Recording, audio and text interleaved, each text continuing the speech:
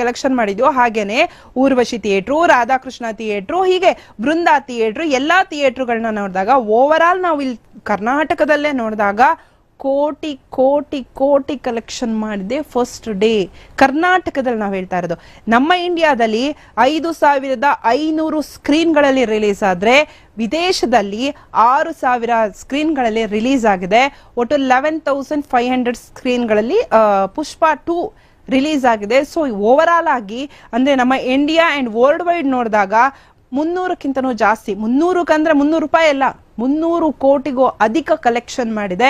So ನೀವು ಅಮ್ಮಮ್ಮ ಅಂತ 500 ರೂಪೀಸ್ ಇಟ್ಕೊಂಡ್ರು ಸಹ ನಮ್ಮ ಕರ್ನಾಟಕದಲ್ಲಿ 160 ಕೋಟಿ ಕಲೆಕ್ಷನ್ ಮಾಡಾಗಿದೆ ಈಗಾಗಲೇ. ಬರೀ 500 ರೂಪಾಯಿ, ಜಸ್ಟ್ 500 ರೂಪೀಸ್ ಅಂತ ಇಟ್ಕೊಂಡ್ರೆ ಇನ್ನು ಬೇರೆ ಬೇರೆ ವರ್ಷನ್ಗಳಿಗೆ ಟಿಕೆಟ್ಗಳು ಸಹ ಜಾಸ್ತಿ ಆಗ್ತಾ ಹೋಗುತ್ತೆ. ಆವರೇಜ್ 160 ಕೋಟಿ ಕಲೆಕ್ಷನ್. ಬಟ್ ಏನಪ್ಪಾ ಅಂದ್ರೆ ನಾವು ಕನ್ನಡಕ್ಕೆ ಹೋದಾಗ ನಮಗೆ 350ರಿಂದ 500 ರೂಪಾಯಿ ಟಿಕೆಟ್ ಇರ್ಬೋದು.